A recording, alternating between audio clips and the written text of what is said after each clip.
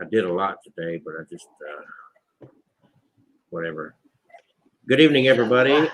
I am Dr. K, and there is Saint Kevin. Wait, yeah. What did you think? I thought you were starting to say Satan over there. Well, I mean, Saint Kevin. Okay. If the horns fit, wear them. The horse fit, wear it. If the horse fit, wear it, baby. Well, there's the Lady of Darkness. The Lady of Darkness has joined us. With the extreme close up. So we got a special guest coming, and I'm going to introduce her later. She's out in Wyoming, by the way. She don't live in our neck of the woods. With the hyenas and where the buffalo roam. The buffalo, yeah. I was trying to think of my brain farted. I was going to say another animal, but home on the range, and probably the chupacabra and all the above. Look here. I think we are joined right there with this lovely lady from Wyoming. Hi. How you doing? Hello. Oh, not too bad. How are you guys? God, when we have somebody pretty like you come on, it makes us shame the way we look. I'm just going to do this now. Good to see you. How is your? Well, see, Catherine there, she just uses an avatar. Yeah, she was saying something I couldn't hear. What'd you say? I said it's hard always being the only cute one on here. I'm glad we have somebody else. Well, you is her mic messed up? Was that just me, or is her audio bad? It sounds like she's way off in a drum. So. Sounds like she's talking on the old telephones we used to make. Yeah. 10 one of those that you crank. It's not like a. It's getting better, yeah. Okay, I just had my microphone turned the wrong way. We are live, folks. Caitlin, you out in Wyoming, right? Yeah. Have you got any snow yet? It's supposed to snow tonight. Okay. Right. So you might have a white Thanksgiving. Yeah, most likely. How is the newborn? She's good. I just got her down, so I'm hoping she'll sleep. That's okay. She can make her live stream initial showing tonight if she needs to. I have to. Debut. So I tell you what, Kevin we usually start out with Kevin doing a spirit box session on one of his 300 some dolls. And we all listen and see if we can catch on. The doll he's going to use tonight does not have a name. So we're hoping we can find a little something about the history and the name of whatever is attached to this doll. But before we do that, Caitlin, is that what I call you, Caitlin? Yeah. Caitlin has such a resume, a bio, so bear with me. It's going to probably take half the show for me to read all her talents. Very impressed. And I think Kevin wants to do a boudoir session with you. A boudoir? What? He don't even, he did. We got him on film twerking on the show. So just go ahead and share out all my dirty stuff. No, everybody loved it. That was his favorite. All right, so we welcome tonight, Caitlin. I'm going to go through this, and I'll tell you, tarot cards, oracles, which I'm familiar with. If I pronounce this wrong, let me know. The Lenormand readings, and I was not familiar with those. But I'm going to let you talk about that later. But I've got a pendulum. I know what that is. Home cleansings, bone readings, Ouija readings, dream communications, hypnotherapy, past life regressions, seances, puppet jar bag spells, guided meditations, grounding support, spirit communications, messages, clairvoyant, clairsentient. Anyway, if you look up paranormal, Wikipedia, the name Caitlin pops up. She does it all, and the boudoir. Okay.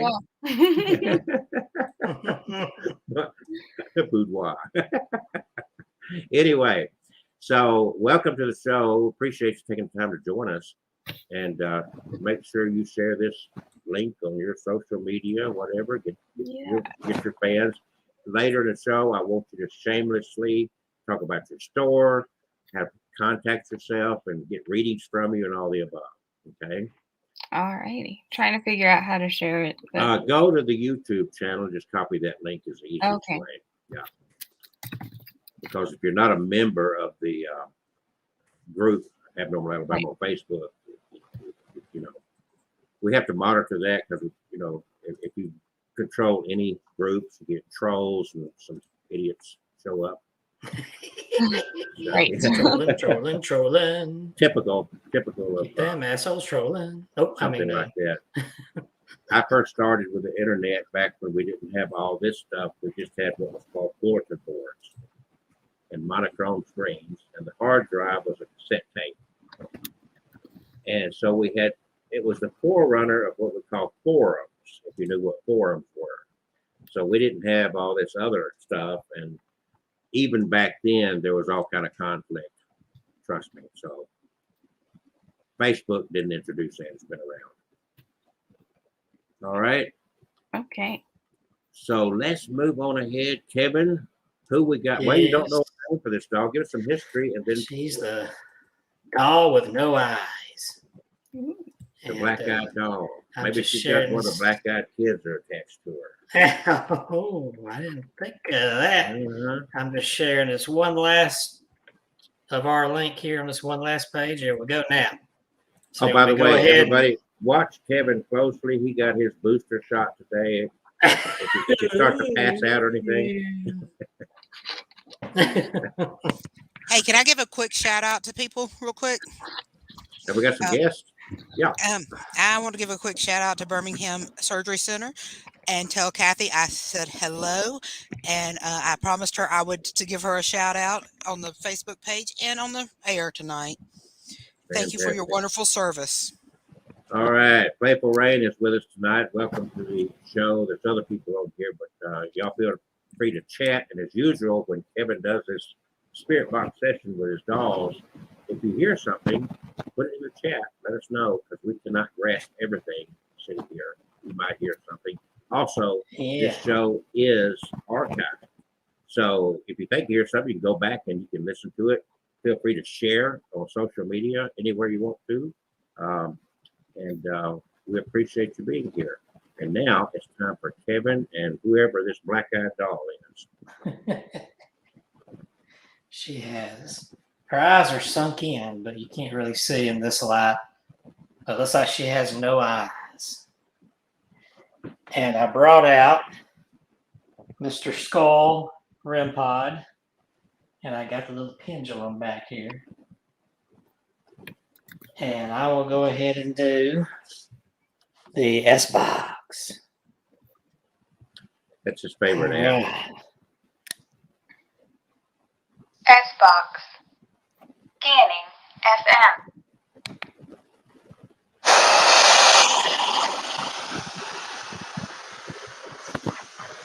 All right. Kevin will be going back and forth. He went up to Connecticut over Halloween. He'll show you what he purchased. I heard somebody say hi there. Who was that?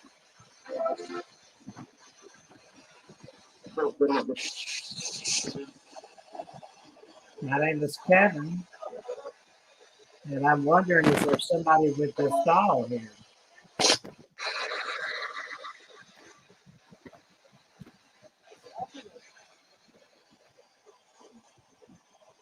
I didn't mention, we don't really have a story behind this doll. I got it from Cherie a couple of years ago. She sent her home with me. Cherie is the lady with the 600 and something haunted dolls in her house in Georgia.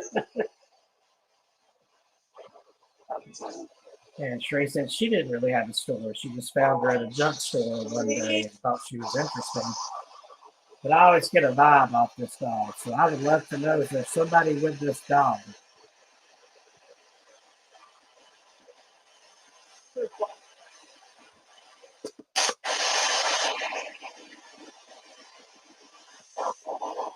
If there is, tell me your name.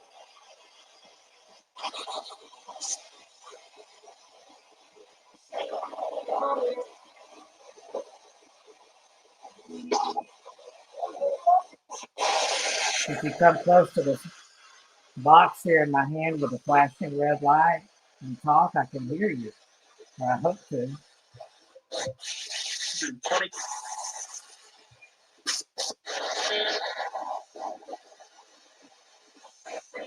Are there any spirits with this doll?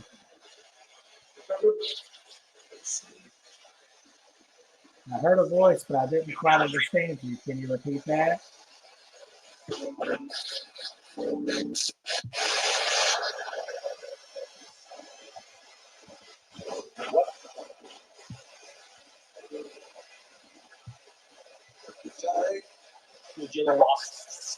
What is your name?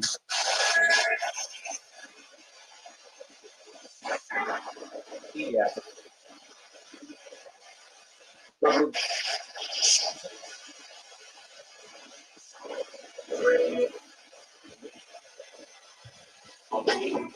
What happened to your doll's eyes?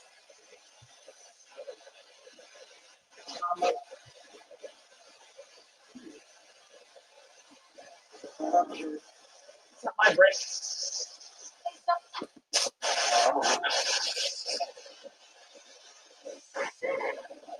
Is somebody messing with your doll?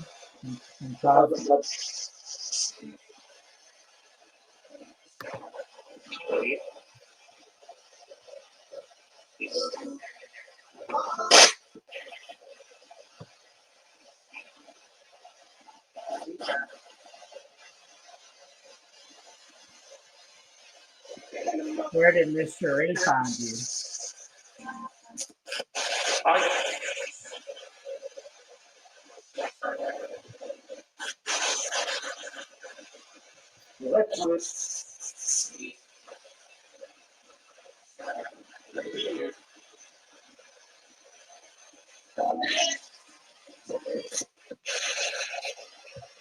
I have to ask because I noticed she had kept you in that big closet room with all of her clown dolls.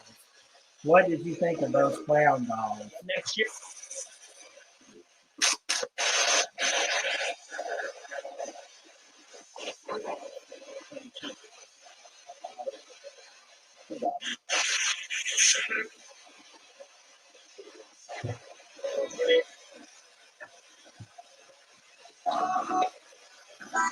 I have some other items over here. I've got this skull that's actually a REM pod.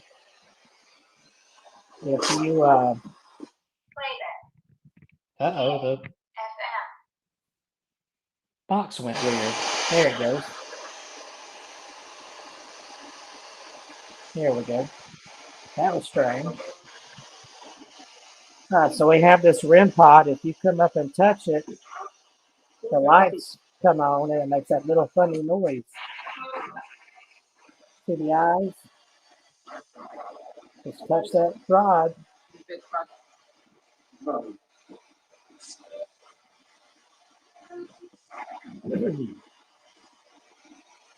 Can you touch that and make it go off?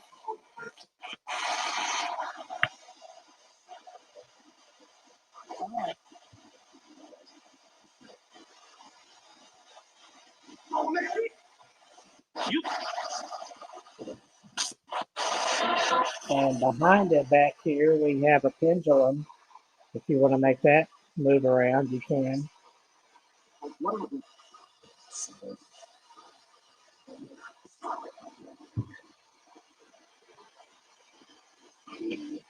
I'll go ahead and make it stand still.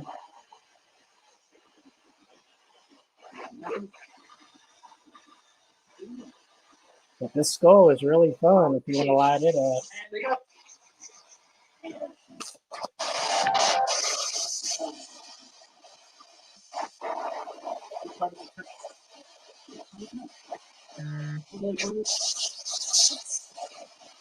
Is there anything you'd like to tell us?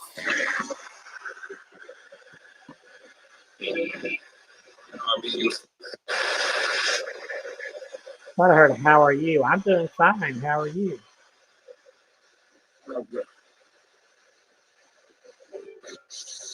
Sound like I said I'm good. Oh, well, that's good to hear. Where did you come from?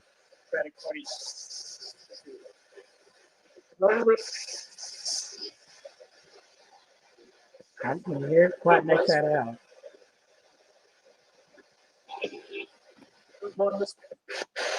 Is this your doll?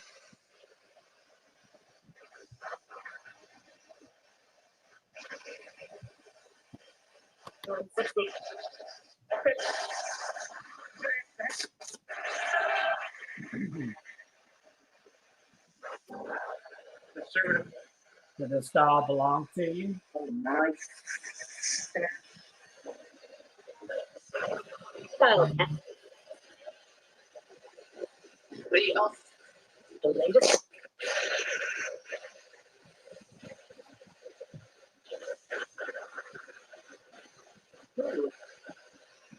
She's a beautiful doll. I don't care that her eyes are sunk in. I really like your doll.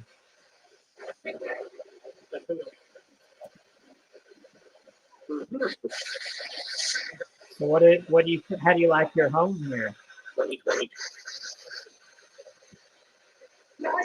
I keep hearing 2020. I've heard it more say that twice. What is 2020? That was the year. A year? The pandemic. Well, I thought maybe it was How, that old show 2020. well, now I know you've had that doll long before 2020 happened. So. Yeah, I think she sent me home with her in 2016 or 17. I think it was 2016. So about 4 or 5 years.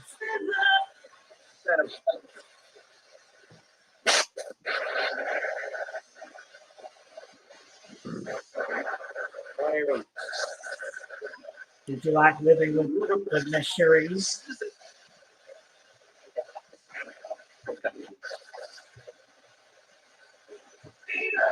Or something that's come to you?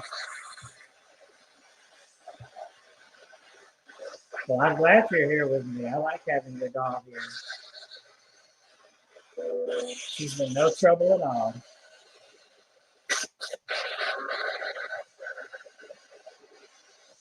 She's a very quiet dog.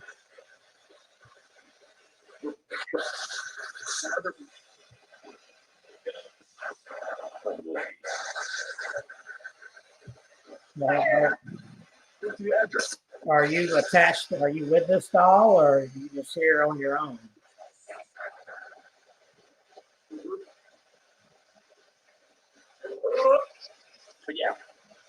Kevin, there's a big difference in the responses you're getting from this doll than the previous dolls.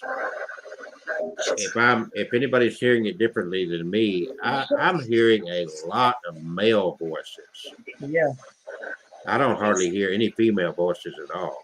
No. So maybe this is a cross-dressing doll. Oh. Well, sometimes male spirits connect to a girl doll that reminds them of somebody. Well, like you, I mean, there's a lot of men that collect dolls and different things. Yeah. It could remind him of a child he had or a sister. Yeah.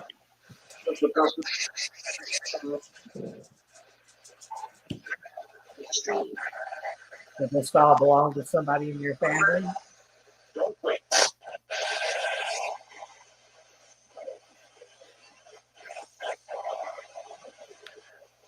I wonder if a father or a grandfather could have attached to a child's doll.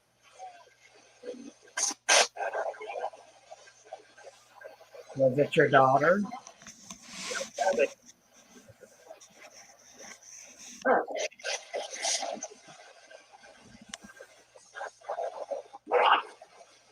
Was it your granddaughter?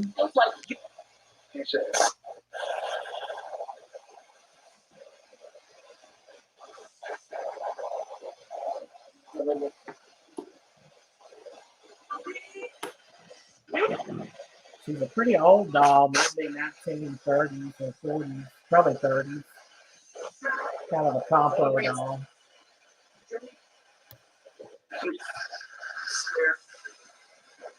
Is that around the time that you lived? So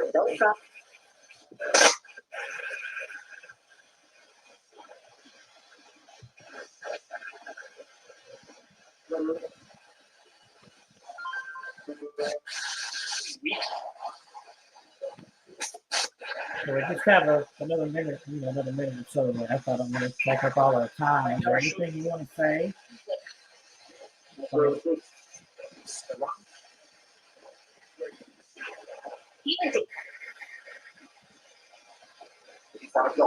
If it's so, now's a chance.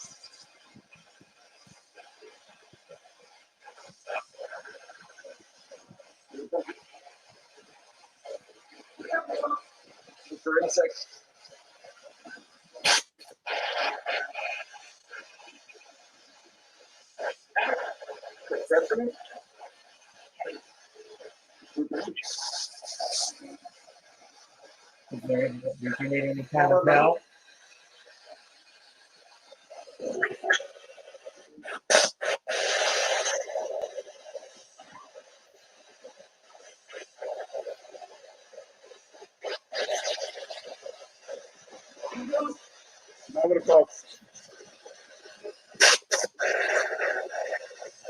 I've not heard the REM pod go off or anything. No pendulum action.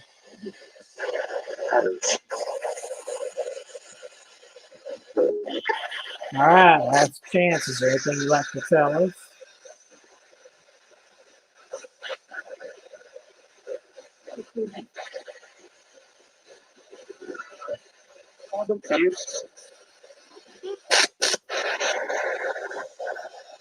Well, I'm going to go ahead and wind this down. What I'll do is count down from 5. So I need for you to, any spirits that don't belong here, go back to where you came from. And all spirits back away. We're going to close the school.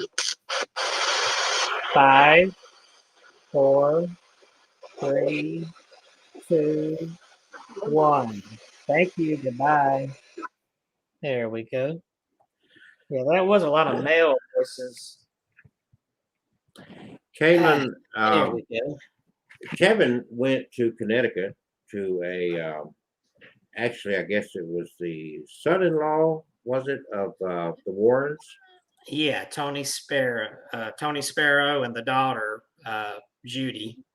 They Judy hosted an event there in their hometown, and Kevin went to it. He actually visited the Warrens' grave and did the spirit box session there. But he ended up with that REM pod, that skull. You know what a REM pod is. And so there was one doll in the last couple of weeks that thing just went crazy. So yeah, that little doll that I had gotten just a few days before at the antique store. Mm-hmm. And I didn't know. I mean, I felt as soon as I'd seen it, I felt like I got to take this baby home with me. And I'm glad I did. The interesting thing was it was mostly male voices tonight. And that was unusual. What did you get out of that, Caitlin? Did you hear anything? I've never been great with the spirit boxes. It's always hard for me to make that exactly what they're saying. Well, and that's why I tell everybody the best way to do it is to go back and you got to review it and review it and whatnot. Yeah. Yeah, because you're trying to catch so much as there's like a lot coming through at once. So, Caitlin, when you do spirit communications, and I read up on you a little bit, you don't channel. No. Okay. But I have a friend who was channeling, and I get asked about it a lot. So I'm like, I had to put that in there. Yeah, you get messages. So you don't need a spirit box. They talk directly to you. Right. And then you convey the message. If I came in for a sitting and, I've got deceased loved ones, and you would try to connect with those, and then you would deliver messages. You're not trying to speak. They're not using you to speak through in a literal sense. Exactly. Okay. So that's do you use it? Well, I know you use tarot cards, you use different devices, so to speak. Is there any other technology you use in your efforts to communicate with the dead? The most I use would be the tarot and the Ouija. I also receive a lot of messages through Dreamwork. That's my number one that I use the most. But walk us through that Dreamwork. So it's a little different, but usually if somebody needs to talk to someone, when I will ask them in advance who they are trying to communicate with, and normally I'll try to get something from them like that was theirs that they're trying to communicate with. And then as I'm preparing myself for bed, like my bedtime routine, I will typically get some of the calming herbs. I will open up communication to the other realm, the spirit world, whatever you want to call it, and say that, I am looking to speak with this person. Usually their item helps me to connect to them a little easier to get the path clear. And then as I fall asleep, I kind of keep repeating, I'm looking for this person. I'm not welcoming any other spirits right now. My intention is to communicate solely with this person. And then as I'm sleeping, they come to me in my dreams and they talk to me, and then I relay the messages afterwards. I usually wake up a lot during the night and I have to write down the messages as I wake up, because that's usually the prompts you get and you wake up from them so you don't forget them. So that's usually how I go about that. So the first question I've got in hearing that, of course, I'm kind of familiar. You're familiar with the psychomantium? Maybe not. Maybe not. Okay. Without going into detail, when we use a psychomantium, we go through the same process. If there's a particular loved one or someone that you want to connect with, we'll get them to have maybe a picture or an item that was a memento from them, and to go into a meditative state before entering the psychomantium, thinking about this person and thinking about their experiences with this person and so forth. And this is kind of a controlled scrying, mirror scrying arrangement is what. Yeah, I just looked at it and I knew that. I've known about it. I didn't know it had a name. Yeah, okay. It goes back, Raymond Moody, whom I know personally, lives in Anniston, Alabama, not too far from where we live. And he's a lot older. He's not as active as he used to be, but he's the one that coined the term NDE, near-death experience. And he's the one that he was into Greek philosophy and whatnot. So he had learned about the Greeks used to go into a cave with a body of water, and they called it a necromantium. And so he made it into a modern day psychomantium, which is, we're not going into a cave looking at a pool of water. we're going into a dark area with a mirror, basically. Yeah. So have you ever had in doing this, and you say that's your number one way of communicating, have you ever had, I don't know how else to put it, nightmares, or awful experience where you woke up with cold sweats thinking, I don't want to talk to this spirit? Yeah, so that's actually how I discovered that I do communicate with spirits, and it was through dreams, and that's why that's like my number one way, because I know it's my most open way. So when I was younger, I didn't know that's what was going on, and I didn't know how to control it, and I was a very, I don't want to say weak, but I didn't have any barriers. I didn't have any guardings up. I had no idea what I was doing, and so it was like just this open door for spirits to communicate with me. How old were you when this started, or you recognized it? What age are you in 8th grade? Okay, that gives us kind of a, Yeah. 13 or 14. Yeah, so Yeah. about there. Yeah. And I'm 29 now, so it's been about 15 years, I guess. So. And you'll remain 29 for the rest of your life. Right. So I would get nightmares, and they were like extremely vivid, and it wasn't making sense to me because I would wake up and I was unable to decipher real life from my dreams. Like I felt it actually happened in my memories. It seemed like this actually happened, and I'd later find out, no, that was a dream. And a lot of times I'd end up like looking things up and about 80% of the time, I was able to find an event that occurred with it somewhere else, from what I was seeing. And so as I grew up, I started realizing, I'm just talking with, it's like I'm a portal for spirits to talk to. So were your first experiences spirits of people that you knew personally, or just strangers? No, most of the time they're strangers. I would typically be seeing it through a person's eyes. And a lot of them were actually their death experiences. And it wasn't until later I realized, I can talk to you without you showing me how you Yeah. died. So you had to hone in on that.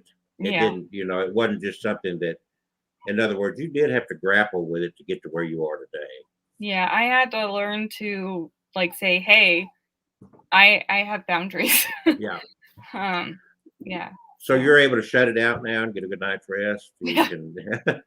Well, newborn, I'm not Well, able to no, take okay. rest anymore. But You now have a spirit child. right. Yeah.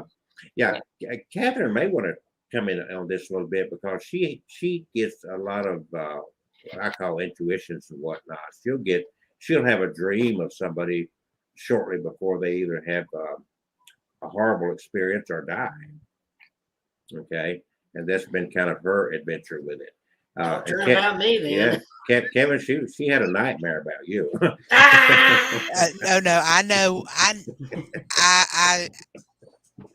I try not to warn people because you really don't want to know that you're going to die. Trust me. I know I'm gonna die. I mean, I know I'm going to die, but I don't want to know the exact minute and how. Yeah. Yeah. If I had my way, it would be peacefully in my sleep.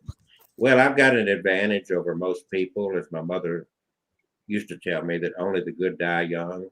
So I don't have to really worry about it anytime soon. You're going to outlive me times 5. Kevin, on the other hand, you got to watch. He's pure little child. So, back to this word, I kind of looked at it. I'm not going to try to explain it because it's foreign to me. But the what was that word again? It wasn't. I'm sorry, I got to go back to it here. And for some reason, my screen jumped all over the place. Oh, wait a minute. There it was. If I would stop scrolling, I could see it. Dum, dum, dum, dum. That word right here. Lenormand? Lenormand. What? And that's some kind of cards as well. Yeah, What it's is? another form of cartomancy. Okay, so Yeah. So they are based off not based, but it's a form of using traditional playing cards. And they kind of took the traditional playing cards and they got a meaning attached to them. So it's a regular 52 card deck? No. No. Okay. But Okay. each one is attached to one of the traditional cards. Oh, tarot cards. When you say Sorta. traditional. Yeah, okay. Yeah. So, Okay. well, stars is confusing because that's in tarot. So, like, you've got the ring and it's the ace of clubs. Yeah, that's a club. So they do have different meanings for each one. There is an image attached with them. They all have meanings, but how they work is unlike tarot and the oracle, where you can like draw a card and say like a 1-card reading. That's really difficult to do with the Lenormand because they kind of work on like a math equation. So you have this one, and they kind of come together to create your definition. You can't just read one by itself. You could, it would just be very, very vague and confusing. Right. So you kind of need to put them together to be able to understand what they're trying to tell you. They're a little more simplistic, in their answers than a tarot deck would be, in my opinion. So the meanings are easier to decipher, is what you're saying? Yeah. So I'll just give you an example. When my husband and I were trying to have children, I was getting very discouraged. And so I did a reading asking, are we going to have kids? And it came out with the bed, the bed, incense, and the heart, which basically, this is my smart ass deck, comes around to, if you guys have sex and love each other, you're going to have kids. So they kind of bring around a lot more simplistic answers than a tarot deck would, because a tarot deck, if you ask that, it's just going to be like, well, eventually through this, and you might have to jump this hurdle, and But that vindicates me, because I keep telling people. Some people say my child is a gift from God, and I say no, it's a gift from your parents having unprotected sex at a particular time. Right. Yes. So Okay, so you had a child. yes, Yes, I have a child. and congratulations. I know you're very happy about that. Yes, Yeah. we are very happy about that. She's only 7 weeks now, so Yeah, well, the fun has just started. yeah. There will be times in the next 18 to 20 years that you will question the desire to have a child. Trust me. Right. I'm sure. Probably when she starts trying to steal the motorcycles. But it's worth the battle. It's worth the battle. Okay, so later in the show, do you object to doing a reading or two? On the show? I'm not objected. Okay. But there's one thing in reading all over this numerous things that you are engaged in and have some talent in. There's one thing that I did not see here, and that was runes. Do you ever play with runes? I say play with. Do you ever use runes? I do have a set. So a lot of the stuff on the list are things that either I came about naturally or on my own, or things that I have picked up and tried to study up that like I was drawn to. Mm-hmm. I do have a set of runes, and they're one of the things that I actually have to try to study to figure out. So you're still learning that. Yeah, I dabble with them, but it's not something that I offer because I'm still learning. So it's hard for me to offer service. So people come to you. I would assume now, like most people, you do a lot of online readings and that sort of thing. And I believe after watching you over a period of time, when it's available, you may go to events or whatever and set up as well. What is the most popular thing that people ask for when they approach you? So in my area, a lot of people are still new to this type of things. They've seen the paranormal, but they're new to it being offered as a service to them, if that makes sense. So really the most common that I find is they want a tarot reading, and they want it to be a general reading because they have no idea what it is and no idea what to even ask. Mm-hmm. So that's what I get the most, which is actually why with my services I offer timed readings instead of like by, this spread is this much, because I know a lot of readers do that, or they do it like this price per card, So I do it based off timed because a lot of times I get asked for a general question, and then the general answer or the answer to their general question sparks new questions for them. And so that's how I go about it. And we just keep doing readings as they feel inspired and they learn to understand what's going on more. So in your growth to where you are now, and we keep growing, hopefully, you're not there yet. You're still on a journey, right? Yeah. But where you are now, you probably are in a position to where you can start educating people on some of these tools. Do you have an opportunity to speak to people or do that sort of thing?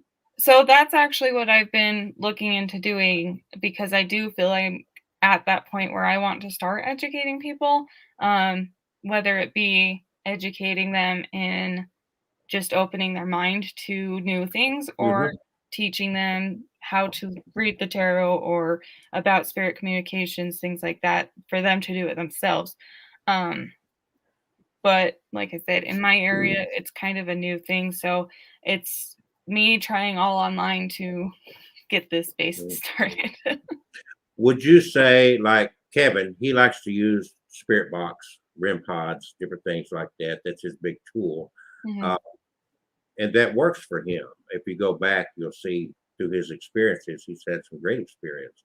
We went, was it this year? I'm lost on years now, but we went, Yes, it was a few to, months ago. yeah, we went, the three of us went to a graveyard where the father or the child had died, and the father at the grave built like a dollhouse, a Mhm. huge, you Yeah, familiar with that? I saw that post. Yeah, and during the daytime, they caught something phenomenal there. That was very interesting. So just There it there's is. what we're talking about. Yeah, there's Kevin's little car, My little car back there. and if you have Yeah. any fear in you, do not ride with Kevin. Ah! Either, either, Wrong. either that, or have a stout drink, or smoke a joint before you go. um,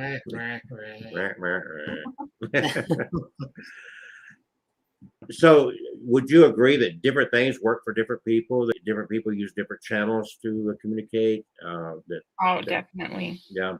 So there's no one way to fit all. No. With that. So a lot of us have grown up kind of hearing and knowing the term clairvoyant. It's like the most common term. And Right. really that means that you see things that others can't. Right. And I always thought, like maybe I don't like maybe I'm not a seer per se because I can't see anything. I'm like, then I learned that there's other forms of clairs. And so I'm more clairaudient. I hear them either out here or in my head. They talk to me somewhere, but I never see anybody. I never have seen, unless it's in my dreams. That's the most visual I get. And so that helped me to realize that everybody does go through it in their own way, their own channel. Whatever makes them feel more comfortable is how they will actually be able to receive messages better. Because if you're trying to do something that you're not comfortable with or you don't know about, you're not going to receive a clear message. So there's definitely lots of different ways to communicate. Well, through my experience in life, I had initially in youth and a child, I'd seen things, and because of my family's religion and whatnot, you push that away. You know, Hmm. it's not something you want to do. Kevin can talk about that. He's a Christian, but he's more what I call open-minded. You know, a lot of Christians are very judgmental and you're satanic, and but Kevin is very balanced with his thinking on that. And then, well, you are trying, but Kevin and I pick on each other because we love each other. So if you don't be careful, I'm gonna put that twerking video on here. Oh, twerking video. But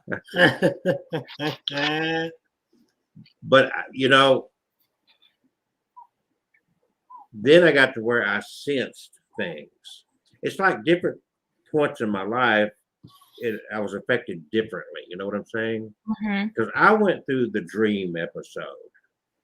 Okay, and I mean HD quality 4K dreams to where you wake up and you think, "Ooh, was I transported somewhere?" Beam me up, Scotty type stuff. And it takes you a while to shake that stuff off. It don't. You just that's when you had one of those experiences, because a regular dream you usually forget about pretty quick. Right. But these kind of dreams, do you have the same thing that once they're with you, it's hard. You don't get rid of it. You think you remember it for years down the road.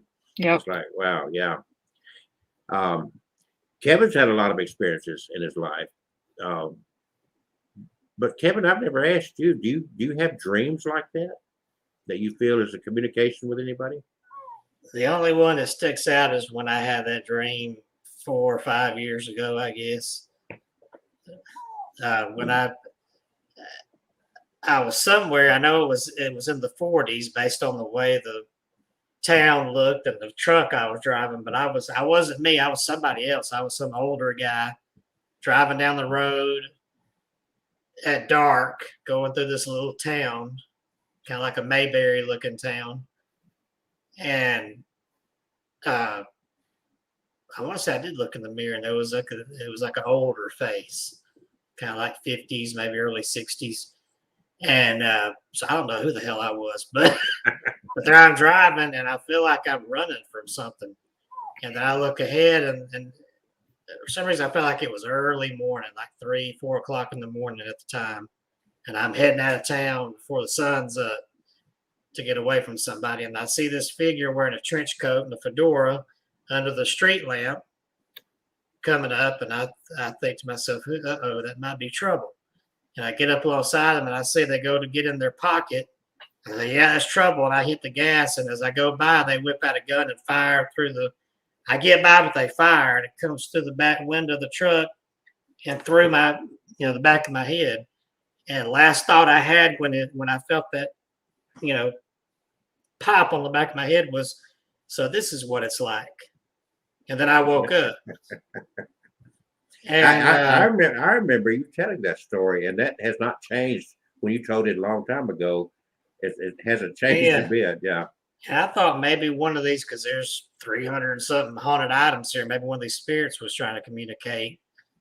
And so I don't know. And then we had somebody who dealt with past lives come on here, last year, this year, that said, well, that might have been a past life. Well, I didn't feel that way, but I feel like it might have been one of these spirits trying to say something, but I don't know which one.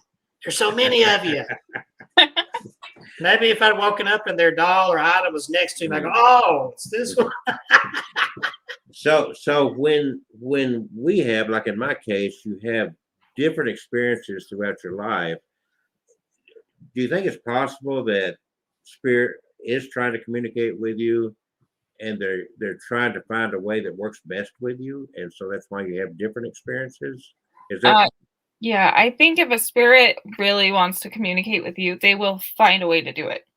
So if they didn't get your attention through the dream, they're going to try another way. Exactly. Because usually it may not even sound like an important message to you, but it's important to them, and they want to be heard. So they will try to catch your attention. So do I gather from that comment then that these spirits are kind of in limbo, they can't move on because there's something unfinished business or some message they need to leave? Is that what I'm hearing? A lot of times, I don't always see it as unfinished business, because that makes it sound like, I was murdered and you guys need to know who killed me.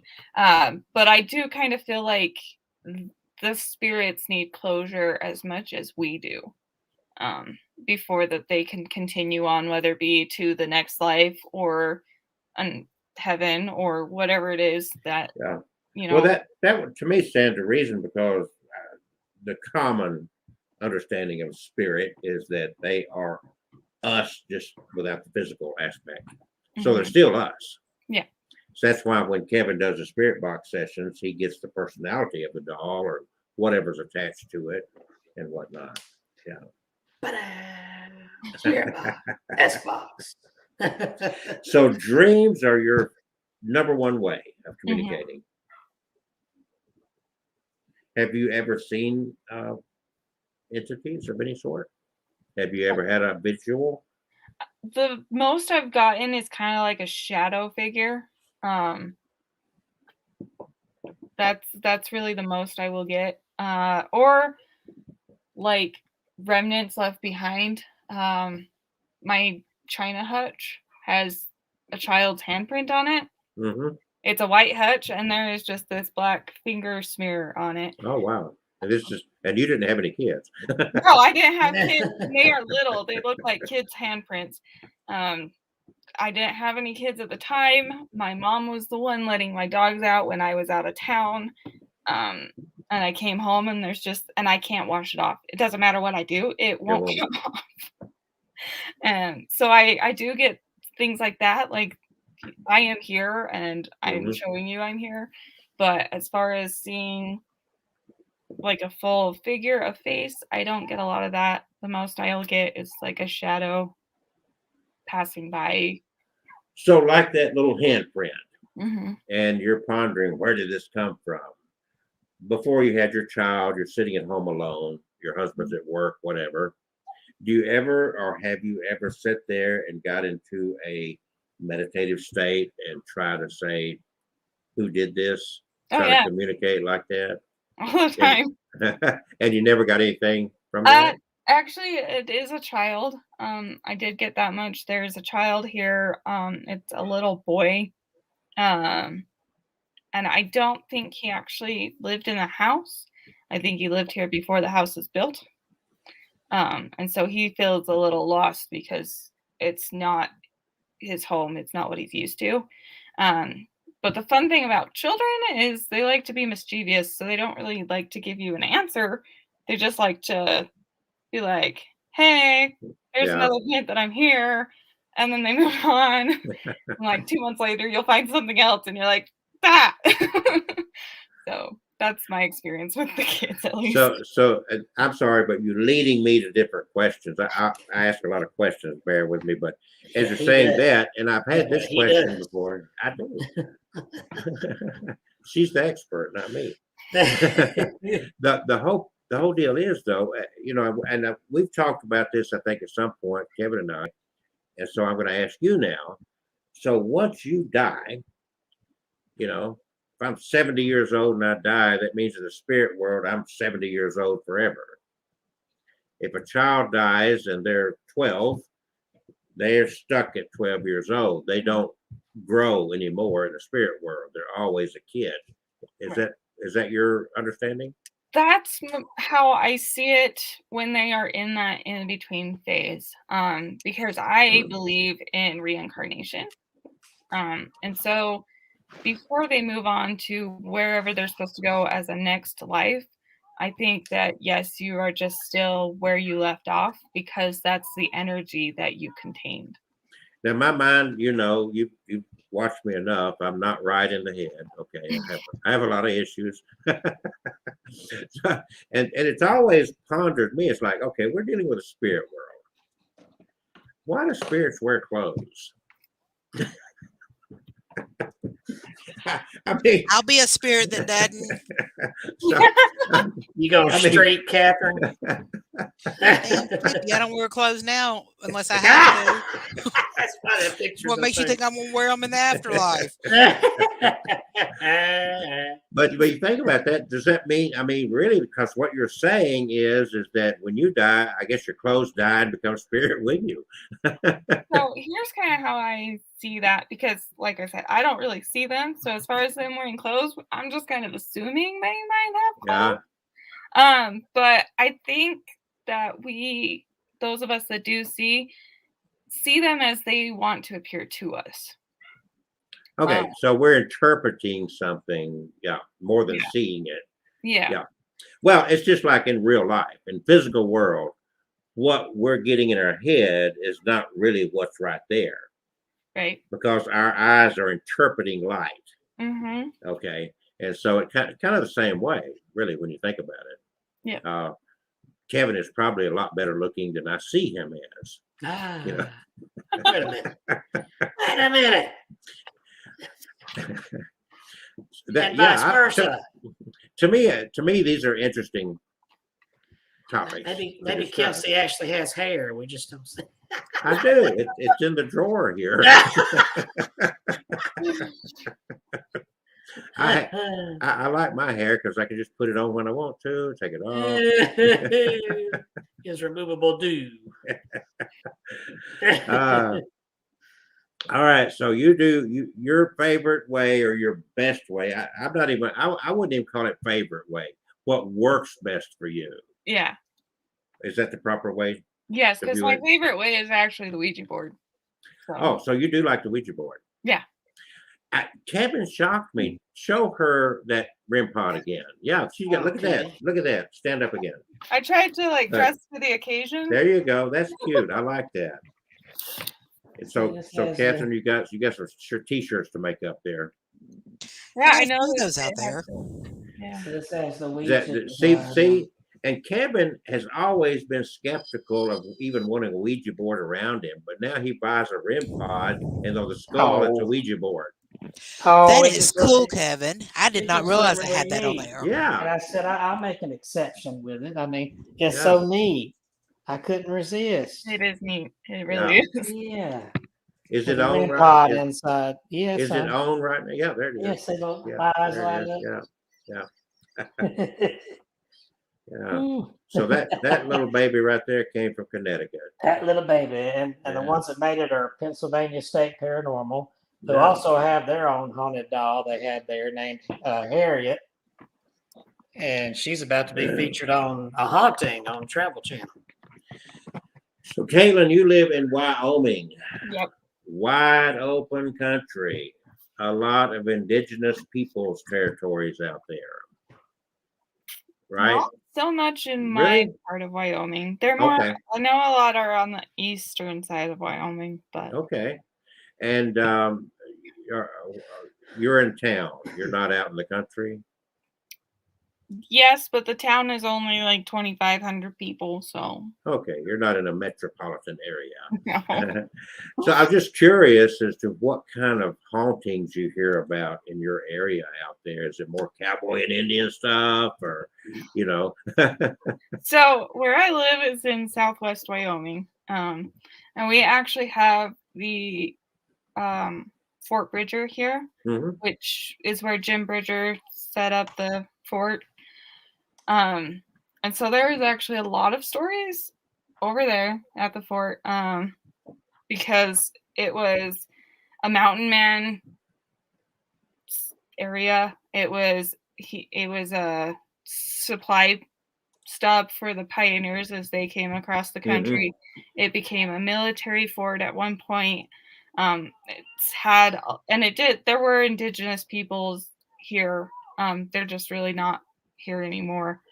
So they've all gone through this area, and they've all been through the fort.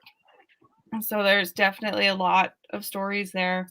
I'm close to Salt Lake City, Utah. Oh, I'm yeah. sure you've probably heard of some stories there. I've been there. Yeah. Yeah, so there is a lot in the area, especially where we're still very rural. Well, there's a lot of stories based around the Mormon temple out there and the building of it and different things. Yeah. Yeah. There's a lot of like initial homestead sites that were abandoned that have a lot of story and history. There really is a lot here that you could spend years going through all the different sites that people tend to don't realize exist here because of just the area. So do you engage in ghost hunting? I sort of. I have not gotten like the equipment and things, but I But do. in your case, why would you need it? Exactly. If you're, you know, I I do. always tell people they're scared of the Ouija board and this, that, and others. Like, this is the portal. Mhm. All these I things are really- just tools. Yeah, I really enjoy it. I have gone into the fort at night because it's quiet then. There's not people around. However, I also got caught, and you're not supposed to be in there. But my friends and I did. So you're one of those guys that was going to storm Area 51. No, ours is not like it's locked or anything. You're just apparently not supposed to be in there at night. I don't know. Is it still government owned, or is it just abandoned? Or It is owned. It's a state historic site. yeah, it's not functional. It's just a Yeah. Yeah. So they just they don't want you there at night. yeah, the deputy happened to be driving by as we were leaving, and he's like, "Hey, What you're not you guys supposed to be doing in there." there? Oh, yeah, yeah. We're like, okay. Well, I would have looked at him and say, "Are you a spirit?" Right? No. Better than that, I would have looked at him and say, "You can see me." That would have been a good one. Next time I do that, I'll make sure to wear my historically appropriate clothing and really freak him You out. can see me. Okay, this is Abnormal Alabama at myhaunteddogs.com, and this is Caitlin. Caitlin, we're going on 8:00 hour. You want to shamelessly self-promote and tell people how to get a hold of you and what you have to offer them, and you run a store online too. So the store is not really a store. It was a start that my friend and I wanted to get started. Now she lives in Virginia and I live in Wyoming, and But we kind of kept the page because it's more of a forefront for my groups and our group. Okay. So we have a group together that's called the Sage Witch Community. And it's kind of a witchy community group where I keep it open so that everybody can ask questions and everybody can give input. And then I have my Crypt Witch group. It's called the Crypt Witch Magical Workings with the Dead. That is where I go on live streams and I offer my services there. I do some classes. I'm currently working up my programs for next year, and my different services that I want to be offering. So that's majorly where I'm at, is on Facebook. I'm not very good at other social media platforms. Yeah. But are you staying busy with it? Sort of. I tried to start my programs this year. And then I got pregnant and that got hard. Slowed you down a minute. Yeah. So I am restarting for next year and I'm getting them worked up and I'll be posting them next month on what I'm going to be offering. Okay. Kevin, myhaunteddogs.com, has written 13 books, and he's on his 14th one now. Yes, myhaunteddogs.com. Yes, books. And they can be found at everything from Barnes and Nobles to Amazon.com and on down the road. I've written a lot of books, but most of them are the boring kind of books that don't deal with the paranormal. But I do have one called Dating the Dead that you can learn about at datingthedead.com. And we have, there's my book there. But I have a whole website on that book because we have a very interesting relationship with dead people. Okay. And there's some people, and you may know this, that claim to be married to ghosts or spirits and so forth. I learned about this years ago when I was really heavy into doing like house cleansings and helping people who feel like they had attachments and whatnot. And I had a couple of experiences like, ooh, these people really believe that I had one girl that wanted to pay me to go out to St. Louis and marry her to the ghost of Freddie Mercury. Queen. Yeah. And I told her, I said, I thought that he was gay. She said, no, he's bisexual. So she corrected me. But she was very talented singer, songwriter. This is back in the days of MySpace.com. Mm-hmm. Oh gosh, MySpace. Yeah, that's how long ago that's been. And very attractive, very talented. She wrote music and did these little music videos and whatnot. And she wanted to pay me to go out to St. Louis and marry her to the ghost of Freddie Mercury. And I would get calls all during the night through her from like Janis Joplin, Jimi Hendrix, and all this stuff going on. End of that story is we got her some psychological help. So, but it was a very interesting ride. And then I had another experience with a girl out toward your neck of the woods, kind of in Denver, Colorado. And she claimed to already have been married to the ghost of JFK Jr. And she had a florist shop that was in a storefront that used to be like maybe a funeral home or a morgue or something like that. And I guess there was some evil entity that chased her spirit husband away.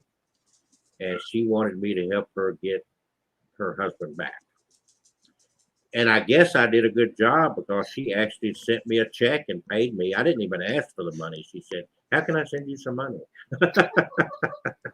So I guess I got JFK Jr. back to her. I don't know. Never heard from her. She was happy. So that's all that matters, right? Yeah. So what do you think? Do you feel like doing a reading? Right. Yes. Okay. Let's start out with the victim, Catherine Marie. Catherine, you want to hear a reading?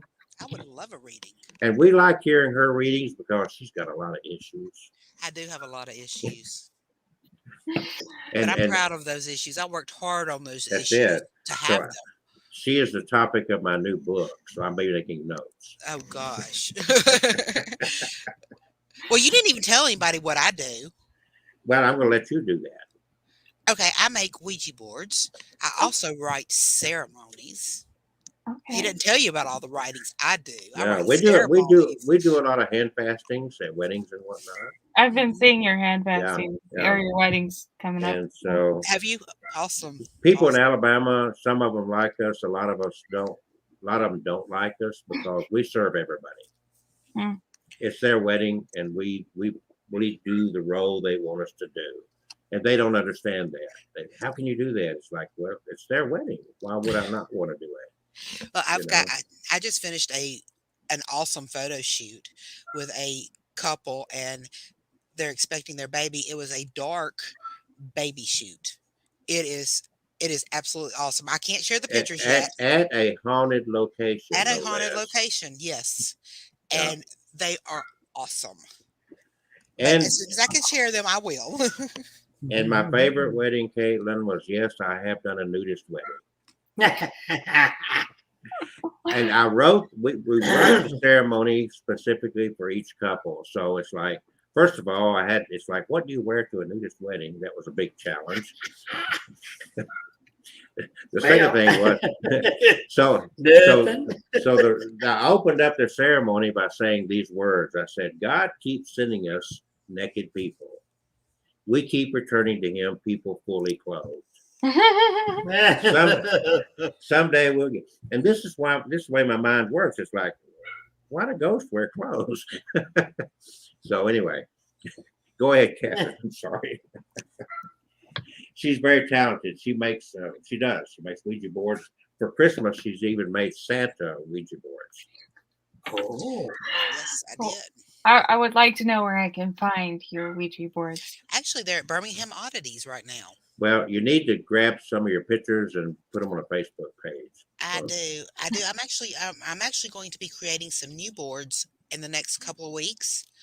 I've got a few orders coming out, and I've got an awesome dragon that I really want to do. Just because it's different. I just try to make them different, and they're fun and exciting. Yeah. So we do a lot of different things. I'm also known as the Wish Doctor. Go to the wishdr.com. I build wishing machines, and I literally ship them all over the world. The only place on this planet that I've not sold a wishing machine, there you go, right there. The only place I've never sold one of these is in my home state of Alabama. Literally. I've got one on my table in there that's already packaged up. I'll be sending out tomorrow to the UK. I've got another one going to India. I've sent them to Russia, all over, literally. So anyway. All right, I'm going to leave. Kevin and I are going to back out and let you have your reading with Miss Catherine. Bye, Kevin.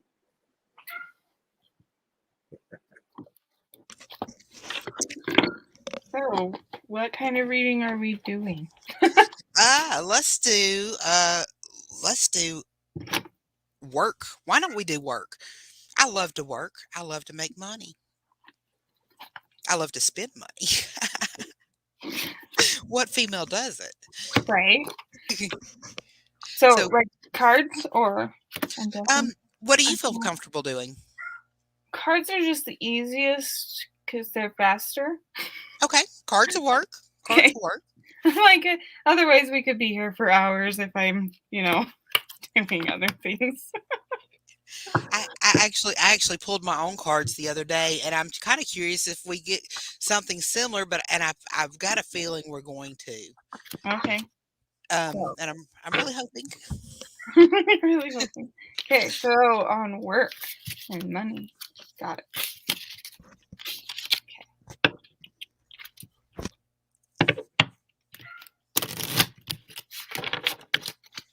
I need to change my picture. My eyes look wrinkled in that picture. See my crow's feet. No comment, Kelsey.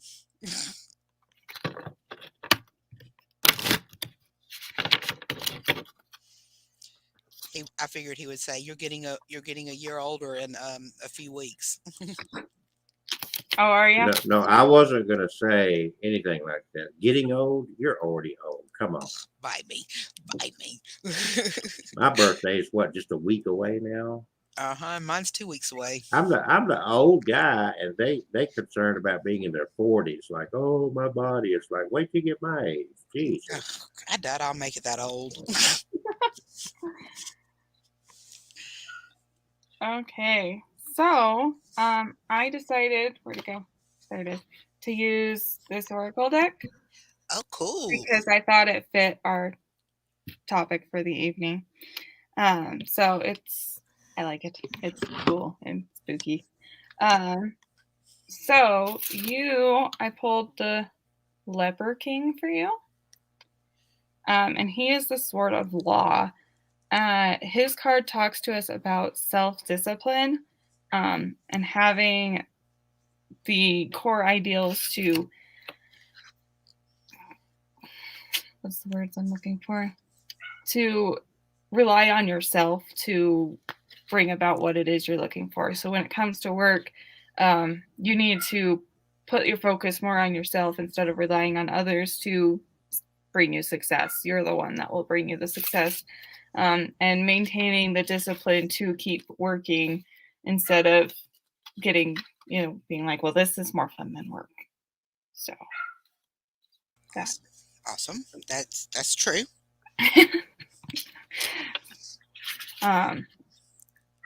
Yeah.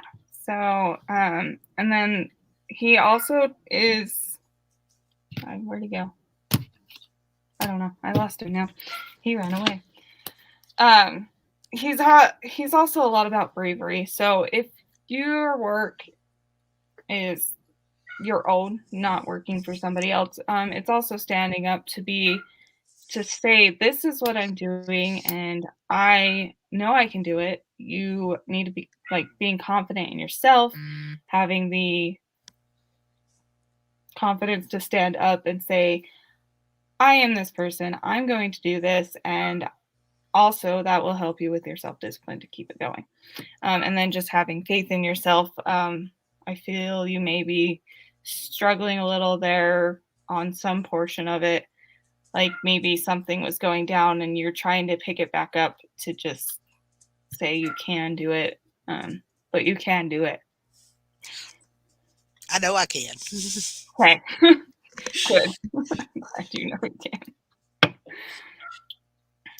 Okay. Any other questions? You want clarification on something more? Or How about this? How about a personal? Can you pull a card on a personal thing? My daughter. I just want to see how our relationship's going to go in the next little while. okay. So what I will do is I will pull 2 cards. Wow, or not.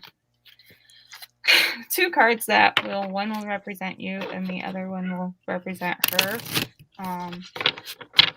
And depending on who they are, will tell us that relationship.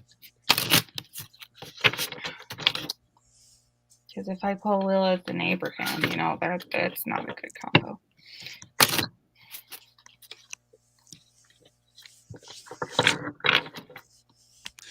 Yeah, she's in the teenage years now. That 18. I just turned 18. About to be 19. Okay, so Great kid. Can't complain about her too much. okay, so I pulled the Keeper of Whispers for you, also known as the Mad Prophet. Sorry, everything's backwards. Cool card. I like to make it so you guys can actually see it. And then I pulled, I think it's Jan, the Maid. She's the guardian of saints for your daughter. So the Keeper of Whispers, he envelops madness and forbidden knowledge. Having the forbidden knowledge kind of makes him lean more into the madness out of a curiosity, not because he is mad. He just finds madness enticing. And he holds a lot of this knowledge that he's not allowed to share with others. So that's who he is representing right here. And we're going to call her Jeannie, the maid. She represents humility and disillusionment. And where she's a guardian of the saints, she is also seen as their champion. I kind of picture her kind of like with Joan of Arc, if that makes sense. That's the type of vibe I'm getting from her. And so you two together, it's not exactly like chaos. It's more of you both see a madness or something that not everybody sees. You just see it in different perspectives. Whereas you're the mad, like your guy is the mad prophet and hers is the guardian of saints. You kind of see things probably the more serious way, the more realistic way. So sometimes it seems a little darker because you see it how it is. And you don't want to sugarcoat things. And she's seeing things as everybody deserves a second chance and everybody can be a good person. And you have a hard time with like getting through to her because you want her to know that not everything in the world is beautiful and great. And you want her to see that some things just can't be like that. And so you might have some conflicts coming up just because she wants everything to be wonderful and beautiful, and you see the world as it is, where some parts of it are beautiful and some parts of it are absolutely terrible. And but you also don't want her to get hurt. You would rather have her listen to you than for her to find out on her own. That's what I'm getting from those. Bingo. I'm actually the one that wants everything. I like things to be calm, Mm-hmm. and she seems to be the one that likes to stir Oh. things up. And I'm more the calm one, and yeah, I can see that as being true and to the point. Hmm. Yeah. Awesome. But oh, we have a missing dog. Oh no. I did, no, you know, I left this afternoon and my dog was outside and his, we have an underground fence anyway. We came home and my dog's missing. Puppies. My dog's barking. Your dog's barking. I'm surprised mine are not, my other ones are not barking. Um, You don't think Bigfoot took him, do you? no, I'm thinking that he jumped. He's notorious for getting out of the fence, and then when when he comes back, he'll stand on the edge where the invisible fence is, and he'll stand there. And until we turn it off and let him back in. I've got it turned off now, but I've got another dog out there that I can't leave it off too long Mm-hmm. because if she realizes it's off, she'll be gone too. But they come in at night, but I let her out to go potty just before the show. Caitlin, do you find a lot of what you're doing in card reading anyway proves more of just a validation than them actually learning anything from? Yeah. Even for myself, a lot of times I find that people don't actually want to listen to their own intuition or what they actually know. Like they already know the answer and they don't want to listen to it. But if somebody else tells them, they're like, oh, I knew it. I just didn't want to accept it. Or I needed somebody else to give me that verification for me to go forward. That is like, I think 90% of my readings. So now on the card reading, what you're getting is, I would assume, a lot different than what you get in your dreams. Yeah. Because what you're getting in your dreams is actually communication from spirit. Mm-hmm. Compared to cards, it's like the cards is leading you through, if you will, where they are in life and that sort of thing. Mm-hmm.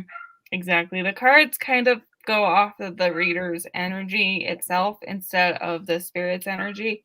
There are times where I can do spirit readings with the cards, but I really have to sit and connect with who I'm trying to connect with for them to tell me the message, because they have, like, if you're doing a spirit reading and you're using the tarot for it, the spirit themselves will use the card to tell you what they're trying to say. But if you're just doing a tarot reading, the card is going to connect with the person instead of the spirit.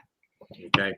But if you're doing it with a spirit, then the spirit will just be like, well, I want to use the high priestess to tell this person my message, you know?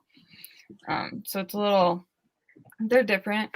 Mhm. That it still takes some connection. And some spirits don't get the cards, I've noticed. Okay, so we're coming up on the holidays. Hmm. The holidays are typically thought of family. That's when you feel a lot of void in your life for people that's died, passed on. So Mhm. this kind of comes a time of the year that can lead some to depression, lead some to really aching for a loss that they've had. So I've had someone I'm close to that passed away, and I hear about Caitlin, and I contact you and say, Caitlin, my mother passed away, or my grandmother, or my sister, whatever. Um, can you help me with getting communication? I need some comfort. I need to overcome this. I'm burdened with grief. Hmm. So what are you going to do when I approach you like that? What's your steps? Usually my first step is to see how recent it was. Sometimes if it's too recent, your energy, like you as a person, can become too chaotic and actually interfere with it. So that's if we're doing like an in-person Ouija session or an in-person seance. Um, Sometimes your grief is too connected to it, and it can throw off my senses because your energy is actually overpowering the deceased's energy.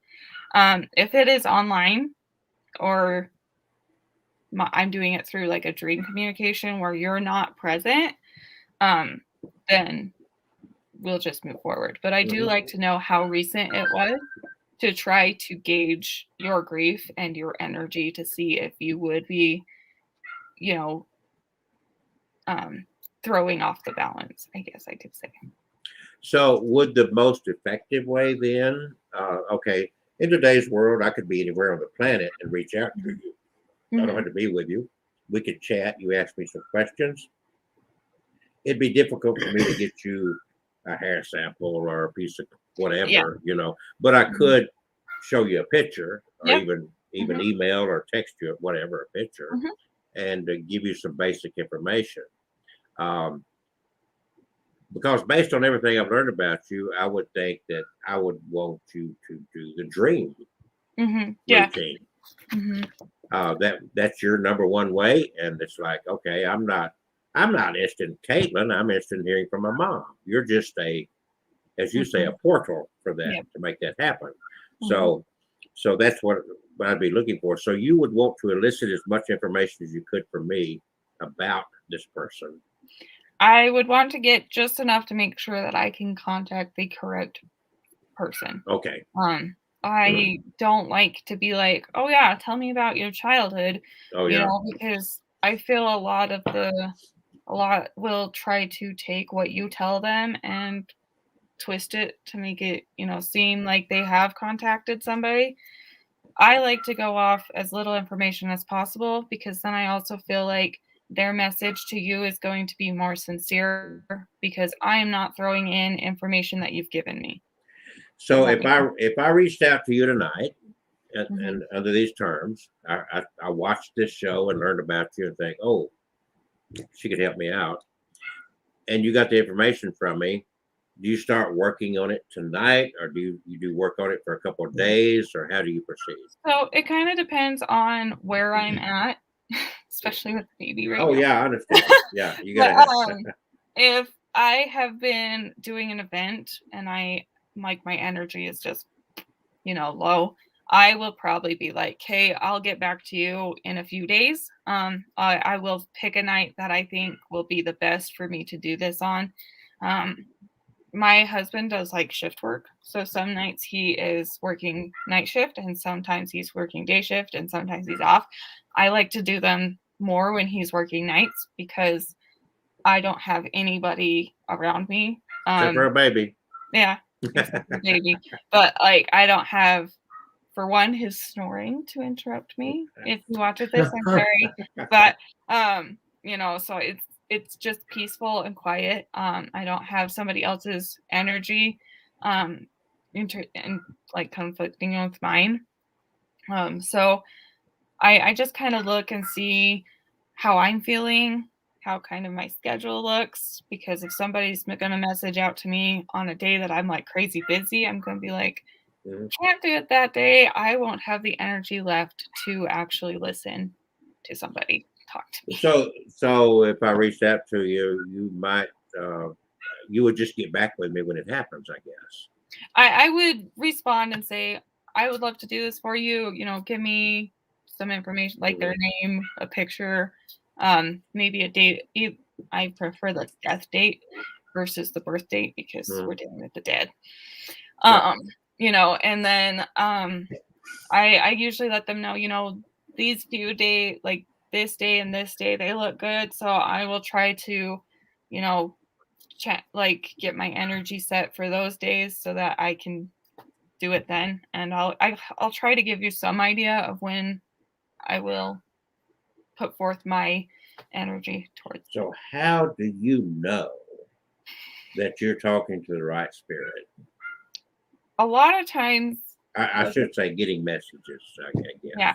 So with the dreams, that's one of the few times I do get visuals. And I can see things. They're like you said, that super vivid dreams that, you can't, like, they seemed so real. They seemed like they happened.